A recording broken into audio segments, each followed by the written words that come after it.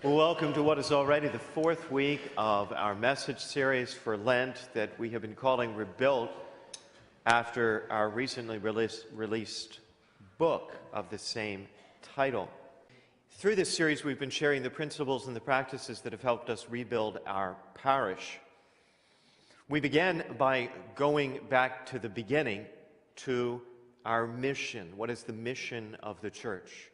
And from the beginning, Jesus is very clear about what he and the community of his followers would be about. He said, "Go and make disciples," Matthew 28:18. The church simply exists to do that, to make disciples of Jesus Christ. When we first came here, ironically enough, we didn't understand that. And so we worked very hard at many things, trying to do many things when we were missing the main thing, the central thing, ultimately the only thing. And in the process, we were creating a problem for ourselves because we were shaping a congregation of demanding consumers who were always wanting more and giving less. The pull in church world is always going to be toward consumerism when we lose sight of our disciple-making mission. Well, today I'm going to do everything in my power to convince you that you need to get up out of the pew and start serving in a ministry or a mission here at church. To clarify those terms up front, ministry is what we do inside our congregation. It is service that we provide to one another. And missions are what we do outside our congregation. It's service that we provide to the world.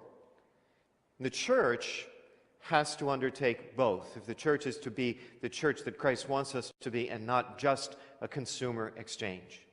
And so I'm going to be asking you to get up out of the pews. Hopefully I will inspire you. Doubtlessly I will offend somebody, but I will not bore you today. Now, if you're resistant to getting into ministry or going on missions, if you're resisting getting up out of the pew and serving others, you're in good company. You're in very good company. In the Bible, there's someone very famous just like you, and his name was Moses. And his story is found in the book of Exodus, which is a book that he wrote.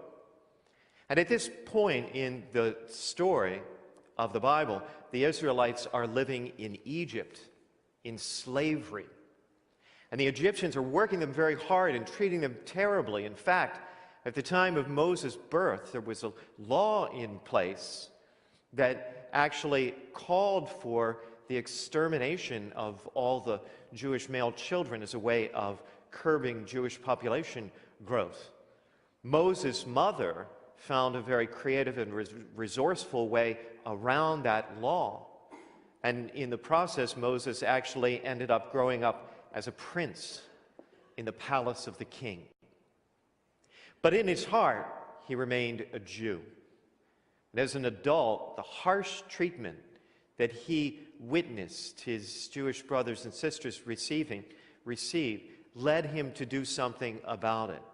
He intervenes in a particularly brutal scene, and inadvertently he kills one of the servants of the king.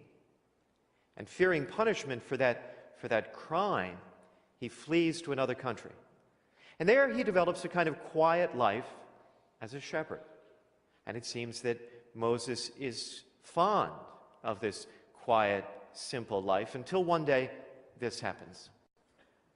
Moses was tending the flock of his father-in-law Jethro. An angel of the Lord appeared to Moses in fire flaming out of a bush. As he looked on, he was surprised to see that the bush, though on fire, was not consumed. So Moses decided, I must go over to look at this remarkable sight and see why the bush is not burned. So God wants Moses' attention, and he gets it. And then he says, when the Lord saw that he had gone over to look, God called out to him from within the bush, Moses, Moses. He answered, here I am. And God said, "Come no nearer. Remove the sandals from your feet, for the place where you stand is holy ground." That's the first time that the word holy appears in the Bible since the very beginning of the Bible, where it's used to describe the Sabbath day. So here, God is using that word holy to describe what's going on here. Something very different and something very special. Skipping down a few verses. "I have witnessed the affliction of my people in Egypt and have heard their cry of complaint against their slave drivers. So I know well that they are suffering." He tells Moses he knows well about the affliction of the people. He hears their cry. He knows their suffering. Sometimes it seems like that is not so, that God does not know or care, that he's absent where he should be present. But God's word tells us that he knows. And in fact, he goes on to tell Moses he intends to do something about it. "Therefore I have come down to rescue them from the hands of the Egyptians and lead them out of that land into a good and spacious land, a land flowing with milk and honey." God is going to rescue his people from slavery and lead them to a better place. And if you think about it, that's what God always does. He leads us from slavery and enslavement and sin and stupid stuff that we get ourselves into, and he always takes us to a better place when we'll let him. God is about bringing people out of slavery to better places. That's his plan. But there's a but. And it's a deal-breaking but. He tells Moses, "Come, I will send you to Pharaoh, that you may bring forth my people." The plan requires Moses' help.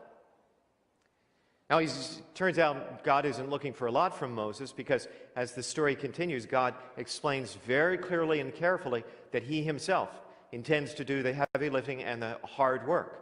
Over and over again, he promises Moses, "I will be with you to do the heavy lifting and the hard work, but I want your help. I'm not going to do it on my own."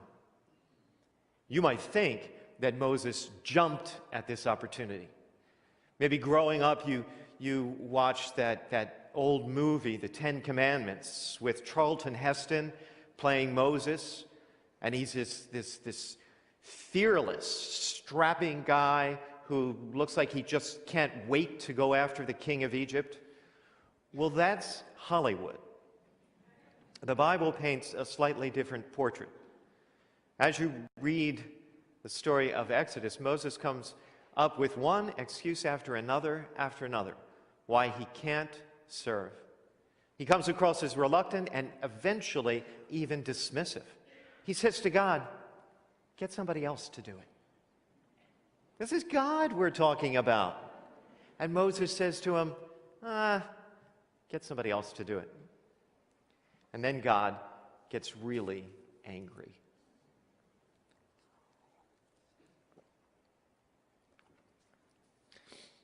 So, as I said, this weekend we're talking about service here in our parish, which we call ministry, and with our parish elsewhere in the world, which we call missions. Missions and ministry are about making yourself available for service, being a part, in the case of ministry and missions here, a little part, a simple part, a fairly accessible part of what God is doing to bring people to a better place. Missions and ministry is about God working through you. And as he does, it's one of the principal ways that you get to know him better. Moses didn't know God until he started serving him. And as he started serving him more faithfully, he got to know him even better. You grow as a disciple through missions and ministry. And that's how the church grows as well. That's how we grow a healthy church. Missions and ministry are an indicator to us, the clearest indicator, in my estimation, of the health of our church. And they're a defining element of what it means to be that church that Christ wants. That's why this church community is so strong and healthy. It's not because of me. It's not because of our only because of our staff. It's because of the hundreds and hundreds and hundreds and hundreds and hundreds and hundreds of members who have answered the call to get up out of the pew and serve. However, I fear that fact has created a false impression, an especially convenient impression, which is also a false impression, and it's this: we don't need any more help. We don't need your help. And that false impression might further be bolstered by my own approach to the subject, because when I talk about service, I like to focus not on our need for ministers, but on your need to serve. And maybe as I have been talking about it and preaching about it over these past few years, I have confused some people. So let me try and clarify. When it comes to ministers, we need more.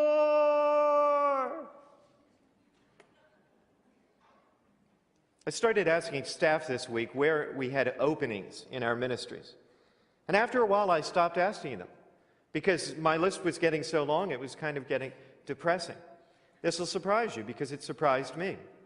Right now, today, this evening, we are in need of 40 additional parking ministers, 55 greeters, 21 cafe ministers, 20 all-star ministers, 10 kids zone ministers, 50 kids small group leaders, 8 high school ministers, 24 middle school ministers, 15 ops ministers, 23 camera people. In a church this size, we should have waiting lists for all these ministries. People should be standing in line for the opportunity to serve in those ways, instead of me standing up here trying to coax an additional 23 people to get out of the pew and get behind a camera for a couple of hours each month. We're not asking for lifetime commitments. We're asking for bite-sized commitments. Most of our ministries require nothing more than 90 minutes twice a month. We try to be very respectful of our ministers' time, and we've gotten better at it. We try to make sure that we set our ministers up for success. We, as a staff, try to do the heavy lifting and the hard work behind the scenes so that when you get into a ministry or you go on mission, that's going to be a great experience for you and it's going to feel successful. And let me say one other thing on this point too. If you have given ministry a try in the past and it didn't work out so well, or somehow we messed up on our end, give us another try, because we've gotten better at it.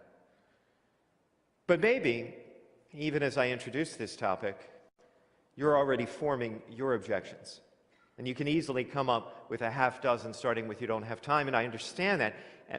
But foundational to all of those objections is an attitude. And it's the same one Moses had. Get somebody else to do it. Just get somebody else to do it. But there isn't anybody else. This is a message for you. Unless you're a visitor or a newcomer, which, by the way, if you are, sorry. You picked the wrong evening to come to church. Give us another try. Unless you're a visitor, a newcomer, or unless you're a baby, unless you're elderly, unless you're an invalid, unless you're in some special season of life where it is simply impossible right now, this is a message for you. There is nobody else. And children can serve with their parents, students can serve, young adults can serve, moms and dads and senior citizens, and even in some cases the elderly can serve. And we want everybody to do it. And I'm going to call out this evening a special class of people. You know that you're out there, and I know that you're out there. I don't know who you are, but I know that you're out there. And you're not challenged or convicted by this message at all, because you're not even listening to it. You have checked out. You checked out about 10 minutes ago, and you've been texting ever since. You just don't think when it comes to this topic that it even applies to you, and here's why. Because you come to this church all the time, you never really go anyplace else, but you don't actually belong to the church. You're not registered at the parish. In fact, you're registered at another parish. And I don't know why, maybe because your kids go to school there and you need the tuition credit or a part in the Christmas pageant or whatever. But you belong there and you come here and you think somehow that strange scenario absolves you from contribution. You need to get up out of the pew and serve. Or you might think about getting up out of the pew and giving us back your seat so that we can use it for people who are interested in pursuing a discipleship path and growing as disciples of Jesus Christ. And I'm not trying to be disrespectful or rude. I'm just trying to act like a pastor and let you know, honestly, if you're not serving anyone, anywhere, ever, you're never going to grow as a disciple of Jesus Christ. And I just got to tell you that. And as a pastor, I'm the father of this family. I have to protect this family against threats. And the greatest threat to a parish church like ours, it's not Satan or sin or the secular culture. It's consumers. It's consuming Christians who do nothing but effortlessly consume. You see, if we get too many of you, you'll sink us. We'll sink under that dead weight. We'll sink into irrelevance. And I can't let that happen. In today's gospel, Jesus is really clear about what he's looking for from the people that follows him. He's looking for fruit. He's talking about fruitfulness. Fruitfulness for us on our discipleship path is going to be about missions and ministry. Join us. Get on that path toward healthy discipleship. Help us build a healthy, growing church. Help make church matter.